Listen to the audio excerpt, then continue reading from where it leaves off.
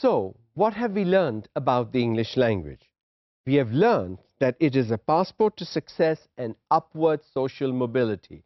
You rise up the career ladder faster and quicker if you are good with the English language.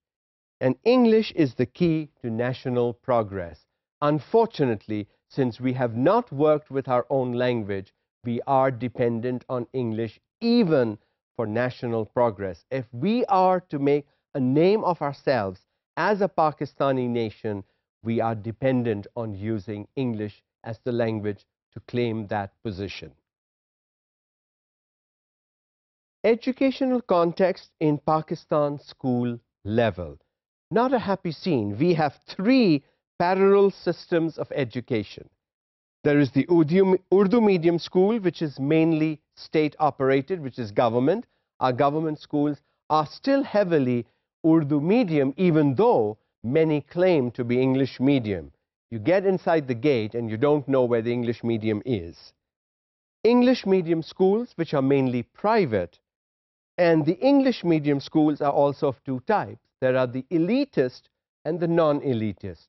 The elitist English medium schools are the more expensive English medium schools that will offer the O and A levels, even matric in some of them, while the non-elitist are the so-called English medium schools. They claim to be English medium. You may have a semblance of English within those classrooms, but they're not any comparison to the elitist English medium schools. And then the third type are the madrasa schools, which heavily depend on Arabic and the teachings of the Quran and learning from the Quran and the Hadith only. So, two tracks within the English medium. There is the O and A level track, and then there is the matric and the intermediate track. The O and A level track exposes students to higher order thinking. In the O and A level program, you are required to do analysis and synthesis and evaluation and critical thinking, and you are involved in higher order thinking. You are involved in learning on your own from more than one textbook per subject. Unfortunately, in the matric and intermediate program, you are limited to one textbook. You are limited to the quality of the textbook. You are limited to rote learning 99% of the time in order to pass and get a good grade. Otherwise, the academies and the tuition centers would not be succeeding. The only reason they are succeeding and doing well is because they make you learn by heart, and then they make you rewrite and rewrite and rewrite, and that's all the practice you get without ever using your brain and asking, what am I learning? So two tracks in the English medium schools does not help the community of students in a country. So what's the issue? Linguistic inequality leads to social inequality. Because if I have the right language, which is English, I have better chances of moving ahead in higher education. I have a better chance of getting a high-paid job. I have a better chance of holding on to my job. I have a better chance of making friends and acquaintances that will be my type.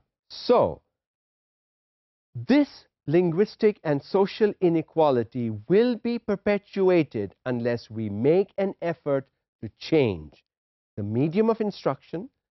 If English remains the elitist medium of instruction, that is what will continue to happen. And tracking at the secondary and post-secondary level. You go to O levels, you go to the matric stream, as if dumb people go to the matric.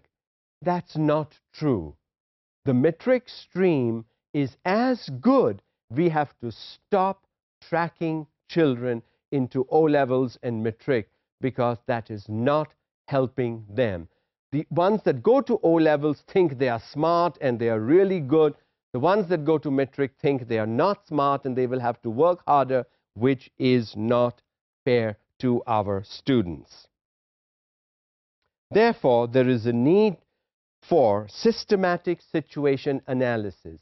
Analyze the situation. Why do we have all these groupings of schools? Why do we have these different tracks and systems of education within one country. Debate and dialogue about the role and status of Urdu, English, and other regional languages. What role does a language play in ensuring that our students have a better future? Improving the quality of teaching learning of English in schools and higher education institutions.